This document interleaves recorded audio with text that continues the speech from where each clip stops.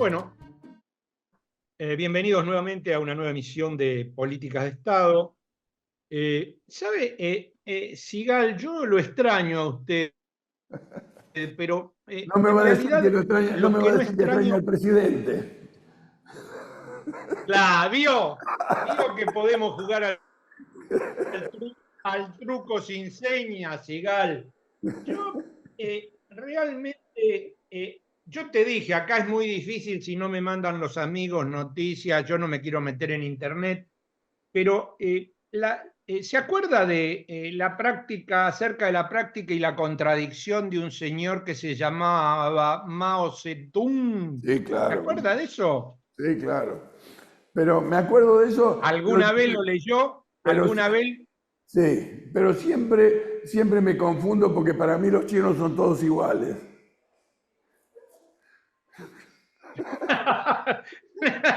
Bueno, vio que el amigo este que no se sabe de dónde saca la guita, este tal Elon Musk, recomienda invertir en la Argentina. Sí. Ahora, a mí me llegó que parece que el muchacho abrió una fábrica de pilas, de baterías en China. ¿En qué quedamos? Bueno, bueno. ¿En Argentina o en China? ¿Cómo es la historia? Bueno, es una persona que a lo mejor puede invertir en los dos lados por las dudas, ¿viste? Como son los fulleros que por las dudas le apuestan a varios lados en simultáneo. Me parece que eso está pasando. En realidad, en estos días, Ariel, hay un gran revoltijo, ¿no? En la Argentina y en el mundo.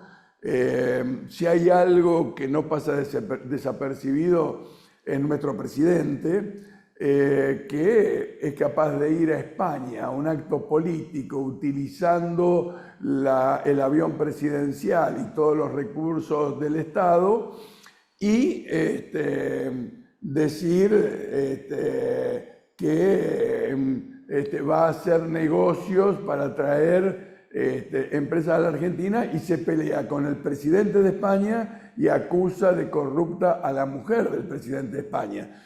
Con lo cual, más de 120 empresas españolas que tienen inversión en la Argentina están un poquito nerviosas y alteradas porque este tipo de cosas así farandulescas o exotéricas no condice mucho con la cultura empresarial del primer mundo europeo y ha generado muchas inquietudes. Yo creo que hay que esperar no solo el retiro que ya se hizo de la embajadora de España en la Argentina, sino que hay que esperar lo que se diría económicamente retaliaciones por parte de España contra la Argentina que nos pueden hacer temblar. Ya nos peleamos con Brasil y Lula, con Petro y Colombia, con Andrés Manuel López Obrador y México. Bueno, hoy vamos a tener un programa que vamos a poder hablar Bueno, bastante de estos temas a internacionales, ver, pero es bravo. pero a ver, Sigal, nos peleamos con zurdos como usted, Sigal. Esta es la historia. Todo zurdo.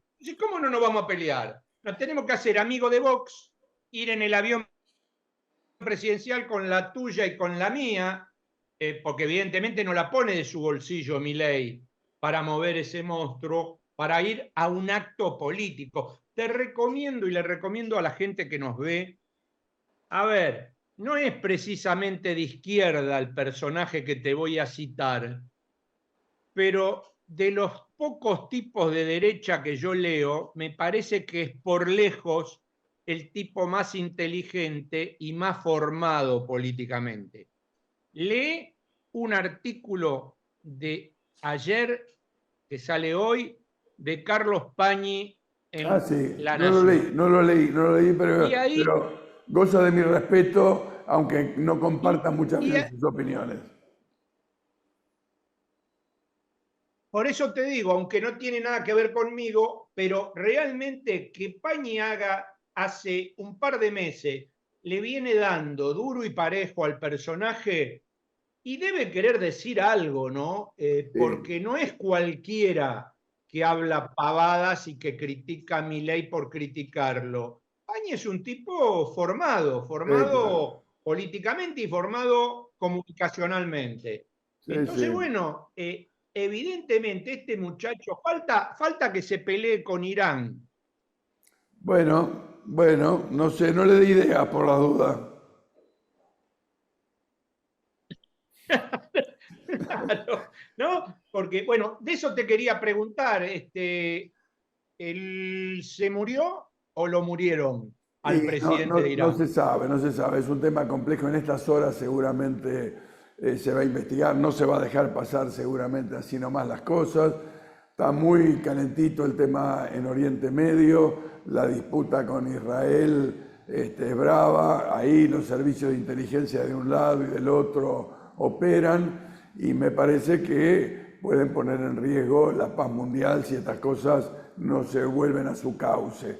Ser socios, como plantea, y de paso le digo esto, Milei ha elegido dos socios prioritarios, ¿no? Que es Estados Unidos e Israel.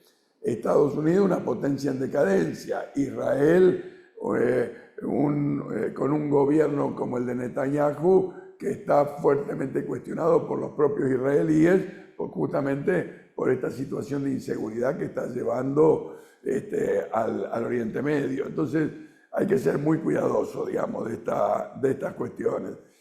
Yo lo quiero llevar brevemente a otro tema, si me permitís, Ariel. Se están poniendo calentitas las cosas a nivel legislativo. La ley que está en discusión en el Senado, ya no sé ni cómo se llama esa ley, en un momento era ómnibus, después fue combi, ahora ya no sé ni cómo se llama, la ley base. Parece que está trancada en el Senado, que no tiene despacho. Por supuesto, eso implica que van a tener que transformar el acto del pacto del 25 en otra cosa, y me parece que son los límites que la democracia le puede ir poniendo a un autócrata, para mi gusto, a alguien que quiere desconocer los poderes y que cree que se puede llevar el mundo por delante. Me parece que la democracia, si funciona, le puede empezar a poner límites, y la sociedad también. Hay un revuelo grande en Misiones. Esta semana fue una semana brava para los misioneros. Creo que hay que mirar con atención. La paciencia social empieza a alterarse. No lo digo con alegría, lo digo con mucho dolor. En la Argentina nos esperan nuevos tiempos inciertos y seguramente de mucho revuelo. Podría dar para largo esto, pero tenemos ya los invitados. Si le parece, vamos Dale, con la primera invitada. dale, Gracias. arranquemos, dale. Bueno, Ariel, como te decía, y a quienes nos están viendo, tenemos nuestra primera invitada, Dolores Gandulfo, una amiga, una especialista en temas internacionales y particularmente en los procesos electorales. Ella dirige el Instituto de Observadores Electorales de la COPAL, la Conferencia Permanente de Partidos Políticos de América Latina. Le agradezco infinitamente porque acaba de bajar del avión, estuvo este fin de semana en las elecciones en República Dominicana, llegó hoy y la tenemos acá acompañándonos. Es licenciada en Ciencias Políticas y integra el instituto. Ahí me ayudas vos. Sí, el Instituto de Estudios en Relaciones Internacionales de Argentina, AERIA. Gracias por estar. Gracias a ustedes, un placer.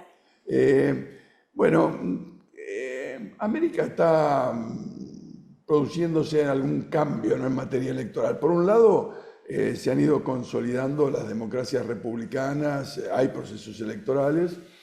Por otro lado, han ido surgiendo fuertemente expresiones, llamémosle de derecha, centro derecha, que la Argentina no es una excepción, en mi opinión.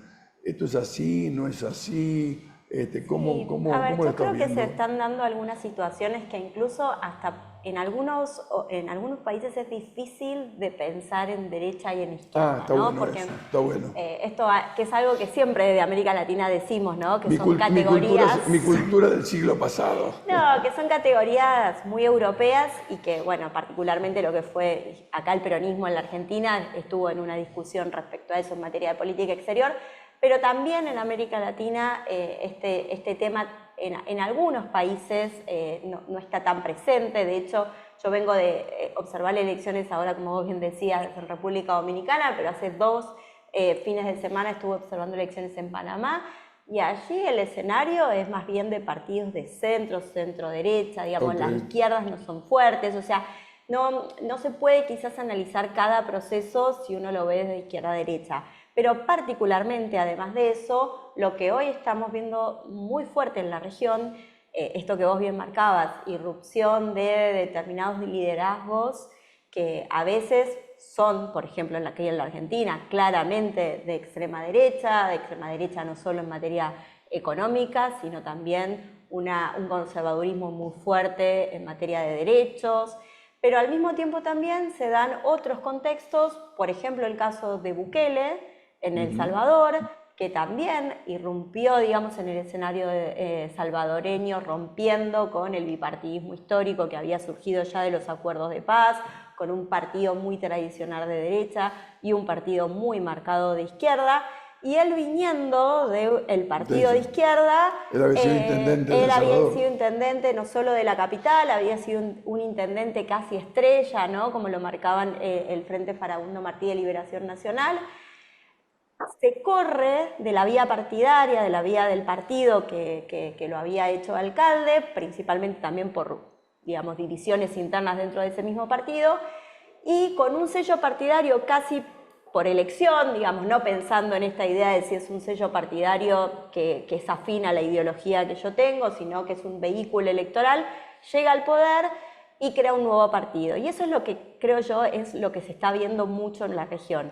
Esta idea de las dirigencias que viendo que existe en la idea de los ciudadanos, y eso lo podemos ver en millones de las encuestas que se dan previo a procesos electorales, pero también en informes como por ejemplo el Latirobarómetro, donde muestra que la ciudadanía tiene cierta distancia respecto de los partidos políticos tradicionales. Estos liderazgos los que buscan es correrse de esas estructuras partidarias que le generan ciertos obstáculos a la hora de la participación y de la relación con la ciudadanía, y empiezan a caminar un liderazgo que es casi mesiánico, ¿no? Que lo que busca principalmente es conectar con la ciudadanía. En el caso de Bukele, por ejemplo, con una prioridad que tenía la sociedad salvadoreña, que es la cuestión de la seguridad. Y que en el mes de febrero yo tuve la posibilidad de ir a observar la elección donde él fue reelecto. Él fue reelecto, para quienes nos están escuchando y por ahí no siguen tanto el caso salvadoreño, en un país donde no es posible por la Constitución la reelección, con una interpretación de la Corte Suprema que él maneja, digamos, porque ya, digamos, a través de las distintas instancias electorales que ha tenido, le ha permitido tener una solidez, digamos, y una una mayoría calificada en la Asamblea, y por lo tanto pudo elegir los jueces de la Corte, le permite la reelección. Pero cuando uno va al territorio y conversa con los ciudadanos que plantean, la educación está mal, la salud está mal, la inflación está creciendo, pero yo puedo transitar por la calle que antes no podía, en un contexto de estado de excepción que para todos los que defendemos los derechos humanos nos parece inaceptable. Pero creo que poder ir a esos lugares y entender cómo conectan estos líderes con la mirada tan ciudadana de la prioridad inmediata es importante también para ver qué es lo que está pasando con los partidos políticos en la región. Es muy interesante, la verdad que te escuchaba con mucha atención, no te quería interrumpir. Pero ¿vos percibís que esto es general en todas las franjas etarias o hay cierta fragmentación, digo, por hoy las nuevas generaciones que se mueven más con las redes, han cambiado el tipo de comunicación, quizás no ven tanto televisión, pero sí están mucho más intercomunicados en el minuto a minuto? ¿se nota algún cambio en la actitud electoral o no? ¿O eso es indistinto? Sí, a ver, está claro que las juventudes están en un contexto que hay algunos autores que hablan de esto de la rebeldía se volvió de derecha, ¿no? Este concepto tan presente ahora con respecto a los jóvenes. Yo creo que lo que les pasa a las juventudes es estar en contra del status quo. Okay. Entonces, en referencia a eso, en referencia a coyunturas económicas que no permiten, digamos, esta idea de que todo joven quiere vivir mejor que sus padres, cuando empieza a visualizar que eso no es posible, empieza también a interpelar al sistema político, que no le da esas posibilidades. En eso, Dolores, yo veo que es un tema casi recurrente. Yo ya soy viejo, pero en época de juventud, básicamente la rebeldía contra el statu quo, la rebeldía contra lo que se daba, era una característica de la generación joven. Me parece que eso es más natural, pero yo percibo, pero no tengo elementos concretos, es subjetivo lo que le estoy diciendo, percibo que hay mucho más individualismo, mucho más qué me conviene cuando voy a votar, sin pensar solidariamente en un proyecto de país, de región, en un interés común. Totalmente, Capaz que me equivoco, no, totalmente, y creo que el neoliberalismo, o sea, cuando decimos que el neoliberalismo nunca se superó, está muy marcado en el marco de la generación del individualismo en las personas, te diría no solo en los jóvenes, en todas las franjas etarias, y también el fenómeno, yo creo, de las redes sociales, tienen un impacto significativo en eso, porque si uno ve, ¿no? O sea, vos bien decías, no se ve tanta televisión. Y es cierto que uno puede identificar claramente que hay algunos canales que tienen un posicionamiento político, hay otros canales que tienen otro posicionamiento político, pero digamos que uno puede tener esa visión más amplia. Las redes sociales, en realidad, si uno sigue a los que quiere escuchar, y después los algoritmos te van trayendo las cosas que vos querés escuchar porque seguiste a tal o cual persona, cada vez se encierran más los públicos. Entonces también van generando esto que está claro que es, bueno, nosotros pensamos de esta manera, nos comunicamos de esta manera y cada grupo está muy diferenciado.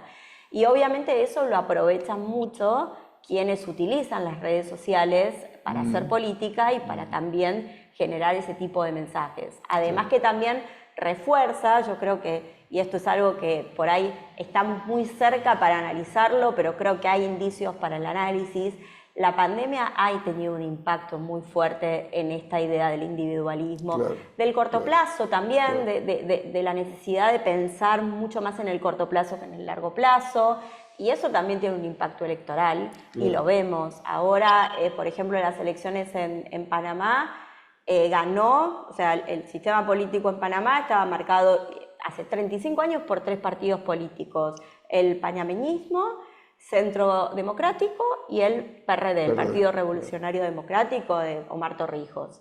Bueno, el Partido Revolucionario Democrático, que actualmente está en gobierno, se fragmentó en 3 opciones políticas, una por la vía del partido y otras 2 que se cindieron, con Martín Torrijos, por ejemplo, el hijo y expresidente de Panamá, de Omar Torrijos y presidente de Panamá, pero al mismo tiempo también se presentó una candidatura que inicialmente fue inhabilitada, que era la de Ricardo Martinelli, expresidente de Panamá, que puso a su vicepresidente a la candidatura, y otra candidatura que representaba el antisistema, muy parecido en el mensaje a Javier Milei.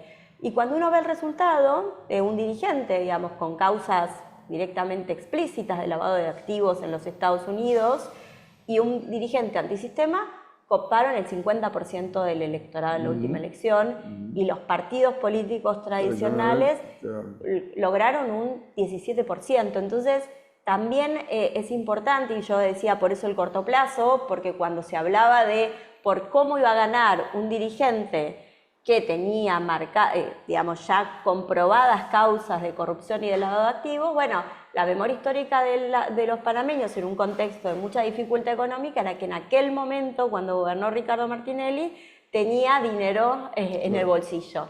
Y creo que ahí está este corto plazo y este individualismo y este qué me conviene que vos bien marcabas. Y tenemos, ¿querés preguntar algo, Ariel, que te tenemos lejos? No, yo obviamente lo que te decía la semana pasada lo vuelvo a repetir ahora.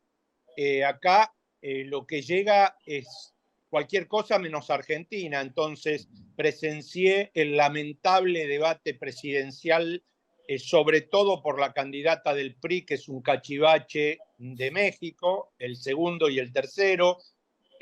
Tengo amigos en Panamá que me dijeron que Torrijos iba a perder, efectivamente perdió, ganó un candidato de derecha y fue la peor elección de la izquierda de toda la historia panameña. Pasó lo que pasó en Dominicana. Y bueno, me parece que toda esta historia de hacia dónde se vuelca la gente también tiene que ver, y lo hago absolutamente, y vos sabés lo que pienso yo y desde dónde vengo yo políticamente, a que no hay oposiciones realmente fuertes que puedan ir contra ese discurso. En México yo creo que va a ganar la candidata del zurdo, de López Obrador, porque realmente me parece que la otra, si gana la otra, yo ya con mi ley tengo bastante. Bueno, esta otra se la pasó mostrando un cartel en los debates que la tuvieron que parar que decía fulanita miente. Esa es la candidata a presidente del PRI en México.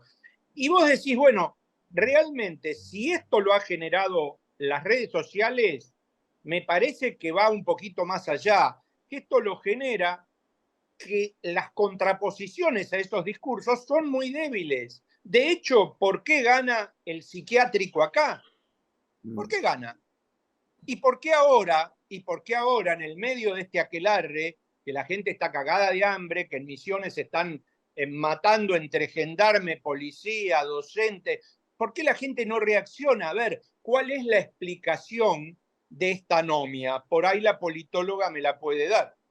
Más complejo, pero yo la quiero, como ella está en un dirige un observatorio de una organización internacional, le quiero evitar que tenga que emitir opiniones puntuales sobre alguna de las cosas que dijiste. Puedo hacerlo. No, a ver, coincido, tuve la posibilidad de ver los 3 debates igual que vos. De hecho, el domingo después de las elecciones en República Dominicana vi el tercer debate. Y lo que uno visualiza son debates sin propuestas, y eso es solamente No. lo que ha pasado en México. A ver, los debates que hemos tenido nosotros acá en Argentina, los debates que pude ver en Ecuador, todos en Panamá incluso. La verdad que creo yo que esto que veníamos hablando, ¿por qué está esta distancia entre las distintas fuerzas políticas y la ciudadanía? Porque la ciudadanía no visualiza no solamente que no hay propuestas, tampoco visualiza, y eso tiene mucho que ver para quienes nos venimos de formación desde los partidos políticos, de organización de partidos políticos, de que los partidos no tienen vida institucional más allá del proceso electoral.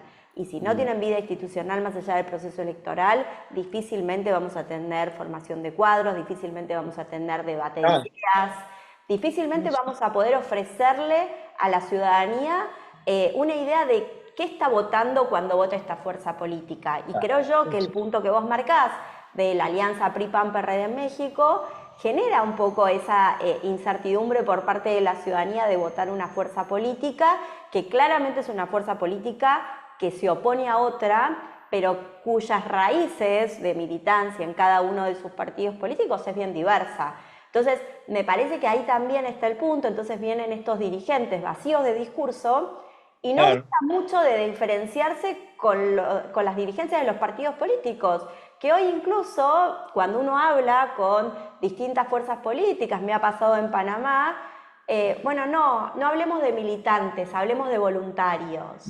Esta idea de, desde los partidos políticos, tratar de ciudadanizarse como si eso le permitiese llegar de una manera más más limpia, más transparente a la ciudadanía. Y en realidad... Pero Dolores, discúlpame. A ver, yo me reía, estábamos viendo con mi mujer el segundo y el tercer debate. El PRI, históricamente el partido más corrupto de América Latina, con los hermanitos Salinas de Gortari, Fox, etcétera, etcétera, etcétera, y la candidata acusando de corrupta a la candidata de López Obrador. Realmente me pareció un espanto, ¿viste? Pero no es porque yo tenga 70 años y los pibes tengan 20. Es desconocer la historia mexicana política, digamos. Sí, el tema me parece también tiene que ver que no hay purezas cuando uno ha pasado por la gestión y deja una parte importante de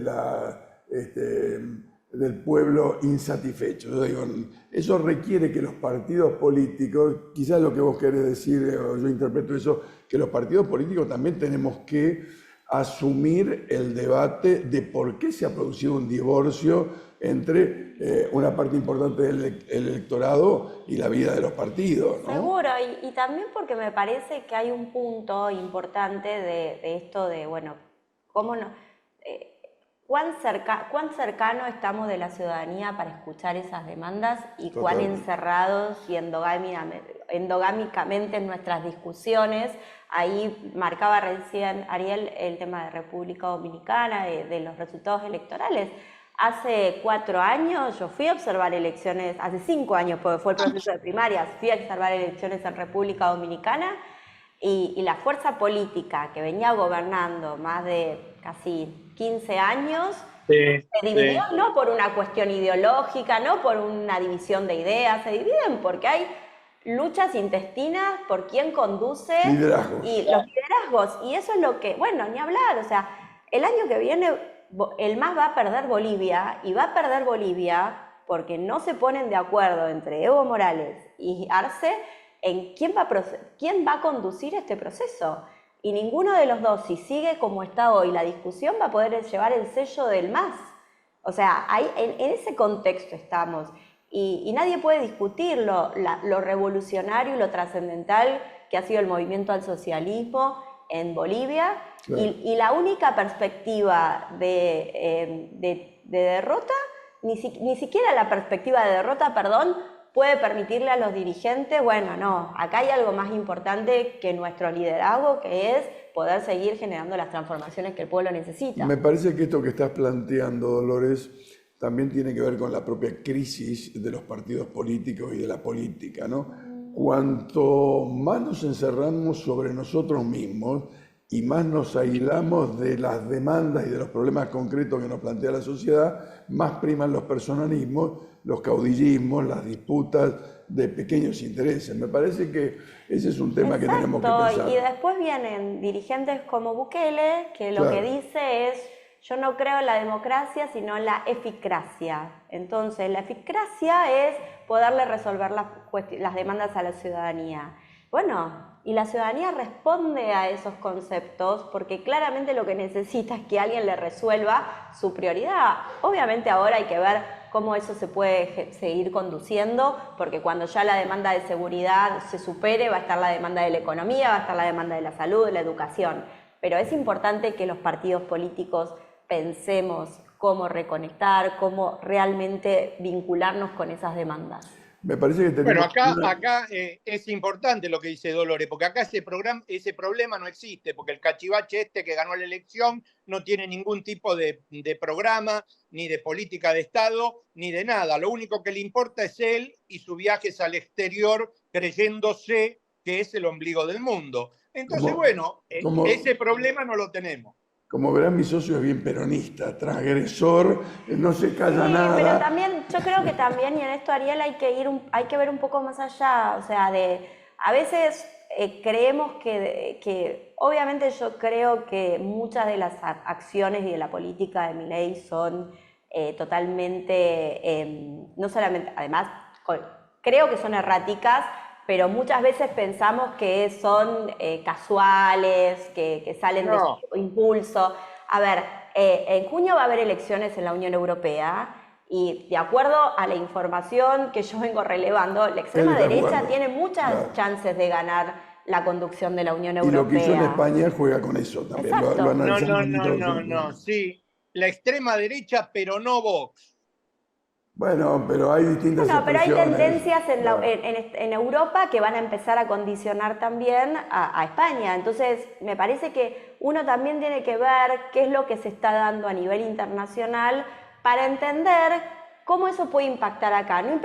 Yo no creo que Milei genere política exterior, política internacional y que tenga una mirada estratégica. Lo que creo es que todo lo que pasa afuera, bueno, Perón decía que la política era la política internacional. Real, sí. Y creo que hay que mirar eso para también poder entender y poder captar qué puede pasar acá con esas tendencias globales. Ariel, nos vamos ya en esta parte del programa. Se nos acaba el tiempo y viene el próximo invitado. Gracias, Dolores. Volvé a invitarla, Sigal, a la ¿Cómo semana. no? ¿Cómo no? ¿Cómo no? Es una amiga, la vamos a volver a invitar. Gracias. Me parece muy importante y creo que más allá de estas dificultades que vamos atravesando, el que vayamos consolidando los procesos electorales en nuestras democracias bastante recientes, continuas, después de una segunda mitad del siglo XX de interrupciones permanentes, me parece que de por sí es un hecho importante sobre el que tenemos que reflexionar y madurar para asumir los desafíos que nos plantea la ciudadanía y el pueblo en Sí, por estos supuesto. días. Yo digo que lo más importante es poder ir a las elecciones, principalmente porque el día de la democracia y el día de las elecciones es el día donde todos valemos lo mismo. Así Todos es. representamos un voto y creo que eso es lo más importante. Obviamente después hay que ver qué pasa entre elección y elección, Lógico. pero hay que valorarlo. Gracias. Por favor.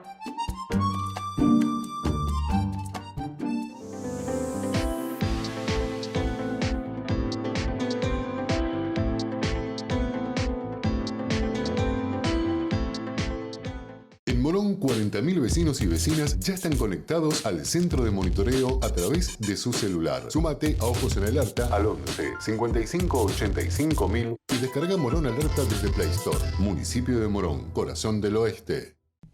Acompaña a Política de Estado Puerto La Plata, un importante nodo logístico para los sistemas productivos de la región. Un puerto en continuo desarrollo. Puerto La Plata, el puerto del futuro.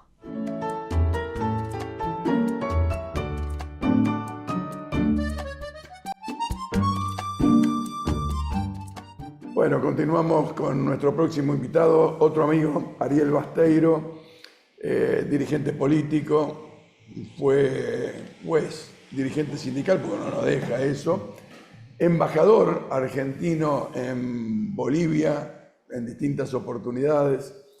Entonces, lo presento así porque creo que con Ariel podemos hablar tanto de algunos temas internacionales como de algunos temas nacionales, ¿no? Gracias, Ariel, por acompañarnos. No, gracias a ¿Por qué no dice lo más importante, Sigal? ¿Qué querés que diga? Que es hincha de Vélez, diga eso. También, aparte. Pero ¿cómo? No como aparte, lo primero. Lo primero, es dirigente de la institución también. Claro, me consta. Decime, Ariel, ¿vos te cambiaste de club? Estoy a punto porque nosotros nos van a privatizar. Ya está privatizado, pero ahora nos van a privatizar más porque va a venir Milito con Macri, con Milei atrás. Con lo cual ya vamos a dejar de existir definitivamente. Vélez no le pasa eso, afortunadamente. Por eso yo te decía a vos, Eduardo, tenemos que hacer un programa donde puede estar él, donde puede estar Raúl Gámez, para hablar de las sociedades anónimas en el fútbol. Sí, claro. Que es lo que están intentando poner y traer de la mano de la política. Está claro. Sí, hace años que lo vienen intentando, nunca tuvieron margen. Recuerdo año 2011, en el 2011 presenté un proyecto para la prohibición o la imposibilidad de que las sociedades anónimas entraran en el fútbol, y ahí había una unanimidad prácticamente de todo el arco político, incluso del propio, en ese momento, gobernador de la provincia, Daniel Scioli, quien acompañaba esa cuestión. Hoy se dio vuelta en el aire. Hombre de principio. Hombre de principio. De acuerdo a lo que usted quiere escuchar, digamos. Claro. Groucho Marx. No lo nombre. Groucho Marx. Estos son mis principios. Si no le gusta, tengo estos otros. Uno lo dice risueñamente, pero qué mal que le hace a la política estos vaivenes de algunos dirigentes que pasan del blanco a negro, de la seca a la meca. Y Scioli me parece es el ejemplo del oportunismo encarnado en una persona. Menemista, kirchnerista, cristinista, No, pero incluso, albertista y ahora mileísta. en aquel momento, Acá- en la discusión de esa acá me ley, aclara- el presidente mi mujer- el presidente de la comisión era Ratín, Ubaldo Claro. Ratín, Mi que era mu- del mi mujer- partido de Rico, era un partido de derecha. Sin embargo, Claro. la derecha claro. en ese momento tenía posturas que hoy están a la izquierda de los que se dicen socialdemócratas, ¿no? Claro. Mi mujer dice acá que Scioli es un muchacho versátil, me dice desde allá atrás, sí. Así es. Che, Ariel, ¿cómo estás viendo este tema del viaje presidencial, el escandalete que estamos teniendo con la Unión Europea, este tipo ya no es solo con España, ¿no? Se ha planteado ahora un conflicto que parecería se va extendiendo a través de Borrell a toda la Unión Europea. Sí, yo creo que es un escándalo de dimensiones muy preocupante, muy grave, porque es la primera vez que se da un conflicto de estas características entre Argentina y España. Debe haber muy pocos antecedentes de Argentina con otros países, que un presidente haya ido al país de origen y haya hablado mal del país, del presidente, de la familia del presidente, de los organismos nacionales y estatales, de las políticas que se implementan en ese país. Si hay algún otro antecedente, también es del propio Milei con Colombia, Claro, o con Petro, sí, o con el propio Lula. Entonces es un hecho totalmente fuera de lo normal, fuera de lo frecuente, es un hecho para gritar que hay una irresponsabilidad manifiesta en el presidente, que se cree que sigue siendo un conductor de televisión, un panelista de televisión, y que puede decir cualquier cosa y que eso que diga no va a sobrepasar el rating del programa en donde esté, pero se olvida que es jefe de Estado, que en una visita no oficial, pero visita a un país extranjero en definitiva, termina provocando un escándalo que no lo frena, sino que a posterior, ayer, hoy, sigue tuiteando y retuiteando y haciendo declaraciones que hizo que el gobierno español retirara primero o llamara a consulta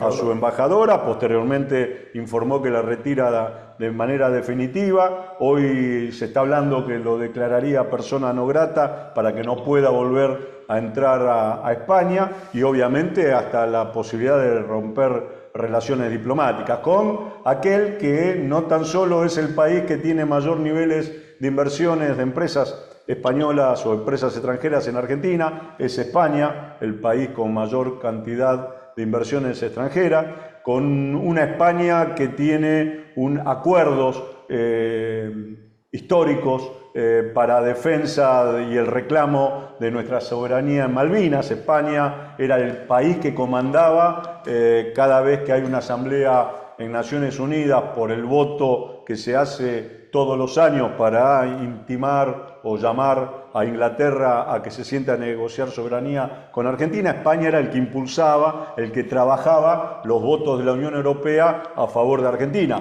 Con esta actitud, obviamente, de Milei, es muy posible que esta posibilidad se pierda, como se va a perder, obviamente, que los países latinoamericanos, si nos votan en Naciones Unidas nuestro reclamo de Malvinas, va a ser por costumbre y por tradición, y porque todos los presidentes de Latinoamérica que fueron atacados por Milei tienen, creo yo, la certeza de que Milei es un caso perdido, que no es la postura del pueblo argentino, que no es la postura de los organismos nacionales o de los partidos políticos populares, y que es producto de esta actitud que tiene el presidente, que es muy difícil de calificar. Yo creo que estuve buscando adjetivos y no hay un adjetivo que pueda concentrar o que pueda incluir la actitud de Milei en España y la continuidad y la necesidad que tiene de generar conflictos con todos los que se le cruzan.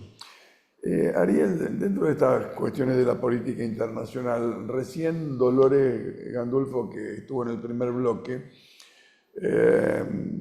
tomando como ejemplo, lo dijo al pasar, pero es tu especialidad Bolivia, dijo que a veces las disputas de liderazgos en los sectores, en este caso de izquierda, progresistas, pueden llevar a la pérdida de elecciones. Y tomaba como ejemplo la disputa entre el presidente Arce y el expresidente Evo Morales en Bolivia en las próximas elecciones. ¿Vos tenés una visión parecida que puede perder el MAS las elecciones? Y sigue así? Sí, estuvimos hablando con Dolores después de su salida en el bloque y volvimos a repasar rápidamente lo que ha sucedido en los últimos tiempos. Hay una disputa, una pelea que ya creo que a esta altura es imposible de solucionar o de mejorar. Ahí van directamente a dos propuestas electorales, Evo Morales por un lado, con parte de la estructura de lo que es el MAS, y Arce con toda la estructura administrativa del gobierno y gran parte también de los movimientos sociales, generando un escenario de 3/3. Un tercio que seguramente se volcará de ese 60% que más o menos es lo que concentraba el MAS en todos los procesos electorales que hubo desde el 2006 en adelante. Siempre superó el 55%, siempre.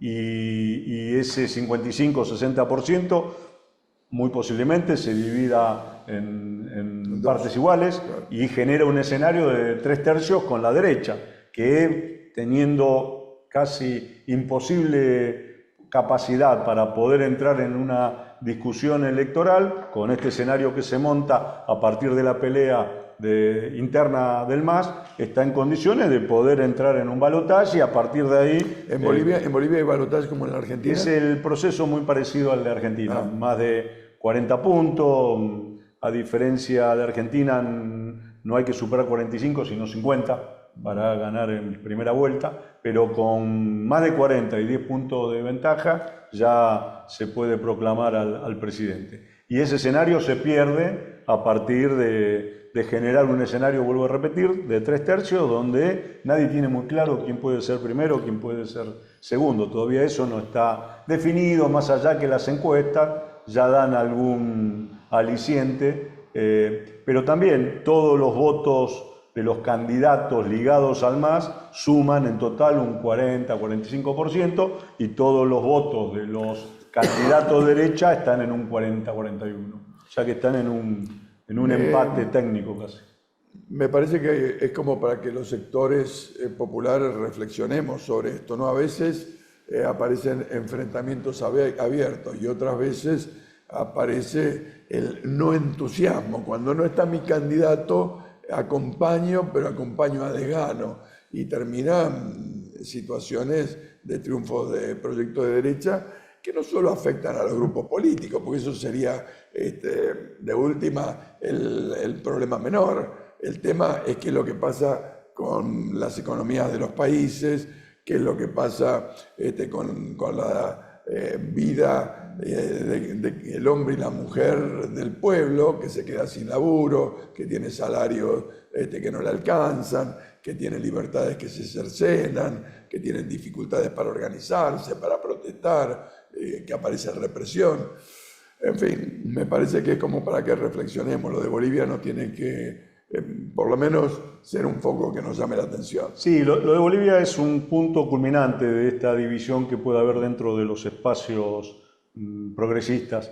Pasa algo semejante en Chile, puede llegar a suceder también en Brasil, o sucedió en Brasil cuando gobernaba Dilma, y ahí hubo una ruptura dentro de lo que era el PT, y esperemos que en la mayoría de los países, como viene la elección en México, como vienen elecciones en Venezuela, la fuerza del campo popular puedan permanecer en el gobierno, porque lo que también hay que tener en cuenta es que no le es inocuo a Bolivia que hoy en Argentina gobierne Milei, y si la derecha llega a poder coronar en Bolivia, no le va a ser indistinto a un país como Chile o Perú o Ecuador, que también cambien de signos políticos. Normalmente se dan como procesos regionales donde se generan olas que se hablan de ciclos progresistas y de ciclos de derecha. Bueno, esto pasó en los últimos 20 años, ya sucedió de manera marcada y muy clara durante una o dos veces. Bueno, estamos en peligro de volver a otro proceso de retroalimentación de la derecha con capacidad de llegar a los gobiernos. La verdad que los ciclos estos nos llevan permanentemente a los sectores que nos consideramos de izquierda, que somos de izquierda, progresistas, a interrogarnos sobre estas cuestiones, pero también en situaciones como las que estamos viviendo en la Argentina, a ser protagonistas de un proceso de resistencia, porque se están cercenando y cortando derechos que se conquistaron con luchas de décadas y décadas, y costando mucho al pueblo argentino. Yo veo en estas horas, no sé cómo lo estás observando vos, una fuerte reacción en Misiones, por ejemplo. Un gobierno que supuestamente acompañó a las gestiones de gobiernos nacionales kirchneristas, y que de pronto también se cruza en el charco. Ahora, la sociedad reacciona, reclama salario, reclama trabajo, reclama protección para los cortadores y los productores de hierba. No sé cómo lo estás viendo eso, pero me parece que es síntoma de época también, ¿no? Sí, totalmente. Creo que hay una imposibilidad o hay una capacidad a veces de las políticas regionales, las provincias, creyéndose que se pueden salvar solo. La muestra de lo de Misiones es un ejemplo nuevo, un ejemplo más, porque la política misionera acompañó también, hubo un acuerdo ahí medio espurio con el propio Milei para que Milei no se metiera en la interna misionera, y a su vez los misioneros no frenaran o le garantizaran que la elección la pudiera llevar adelante sin mayor inconveniente a través de la Libertad Avanza, ¿no? Creo que se están dando las condiciones para que se genere esa tormenta perfecta. Yo creo que falta muy poco para que lo que sucedió en Misiones pueda llegar a suceder en cualquier otra provincia. Sí, y esto va a ser un dominó, va a haber un efecto dominó. Van a empezar a saltar los reclamos, porque también el gobierno nacional no está girando los fondos que necesitan las provincias para pagar jubilaciones, para pagar sueldos públicos, y esto termina rebotando de manera casi automática en la calle. Hay un hecho que también vale la pena resaltar. Hablan de que llegaron al superávit fiscal, pero en ese superávit fiscal están cagando de hambre a las provincias, a todos los sectores, no pagando lo que tienen que pagar, y obviamente de esa manera cualquiera tiene superávit. Yo creo que estamos a la entrada, a las puertas de esa reacción que suele tener el pueblo argentino, que yo creo que tiene que reconocer que se equivocó y mal en votar a Milei, que se advirtió que ese candidato traía bajo el poncho un puñal que iba a costar sangre, y mucha sangre al pueblo argentino, y lo está sucediendo, está pasando eso, y que esa reacción, bueno, termine por lo menos poniendo un freno, ya sea a través de los gobernadores y los diputados, que muchas veces le votan leyes que van en contra de los intereses de la gente, o si no, bueno, seguir trabajando para que en un año y medio, en los procesos electorales que se van a dar en el 2025, claramente haya una votación que frene el avance de la derecha. Gracias, Ariel. Gracias a los dos Arieles, uno a la distancia y otro acá presente. Se nos terminó el tiempo. Nos volvemos a encontrar el próximo sábado por Canal 7, Somos de Cablevisión, por el 517 de Flow y por supuesto por el canal Políticas de Estado de YouTube. Lo bueno dura poco, Sigal. ¿Viste? Por eso yo espero que lo malo también dure poco y que este personaje más tarde que temprano deje de joder al pueblo argentino. Bueno, hola amigos y amigas. Ya les conté en esta secuencia de 3 videitos que estamos haciendo que en primer lugar hay una importancia fundamental de que Argentina tenga conectividad directa internacional con sus socios comerciales, porque si no, perdemos hasta el 40% de estos negocios.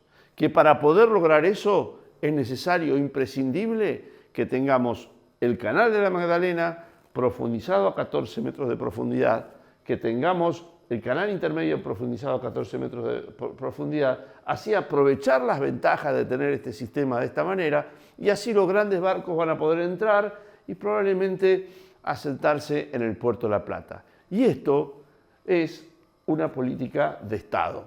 Esto es una política que los y las argentinas deberíamos tener siempre presentes, no solamente por las cuestiones comerciales que les acabo de decir, no solamente por las cuestiones económicas que nosotros deberíamos defender para nuestro beneficio como ciudadanos de este gran país, sino además porque nuestro país, en este plano lo vemos, en este mapa lo vemos con mucho más a proximidad a lo que se trata, que nuestro país tiene un territorio terrestre, vamos a decir, que se complementa entre el continente americano y el continente antártico, y también un territorio acuático enorme. Y la interconexión entre estos 3 sistemas es fundamental para poder decir que son parte integrante de nuestro país. Y que sean parte integrante de nuestro país, ¿qué quiere decir? Que todos los recursos comunes que existen en toda esta zona, los recursos minerales, los recursos de proteínas vegetales y animales, los recursos de proteínas del mar, los recursos petroleros, todos los recursos que existen en esta zona, digamos, son argentinos y las y los argentinos tenemos que tener gobernanza sobre ellos. Tenemos que definir nosotros los términos de intercambio de nuestra economía con el resto del mundo y no dejarlo en manos de la gobernanza de poderes nacionales, de poderes globales o de sistemas macroeconómicos. Este sistema de gobernanza global que se nos pretende imponer, obviamente no le conviene que nosotros seamos muy autónomos en esto. Entonces yo no sé si será a propósito, si será casual, pero lo cierto es que a este sistema seguramente que no le conviene que la zona núcleo de producción de la República Argentina tenga conexión directa con su mar. Entonces no le conviene que se haga el Canal Magdalena. Tampoco le conviene que esta zona sea patrullada exclusivamente por Argentina. Y entonces, por ejemplo, a este sistema le conviene, para tener el dominio de esta zona, por ejemplo, establecer una base de la OTAN en Islas Malvinas, que como ustedes ven, las Islas Malvinas es el centro geográfico de la República Argentina, el centro geométrico de la República Argentina. También les conviene hacer una inversión de 150 millones de dólares para hacer un puerto acá, a 15.000 kilómetros de su casa. También les conviene poner una base naval en Ushuaia o en Tierra del Fuego, porque están mirando geopolíticamente en cómo tener el control y la gobernanza de todos estos recursos que son nuestros. Nosotros deberíamos, a mi criterio, tener una mirada soberana, una mirada de que el gobierno sobre eso es nuestro. Y el modo en que vamos a intercambiar con el mundo, con las distintas potencias mundiales, con las multinacionales de la economía o con las potencias de los países, es el que definamos y de todos y todas las argentinas en función de los intereses y del bien común de nosotros mismos. Gracias.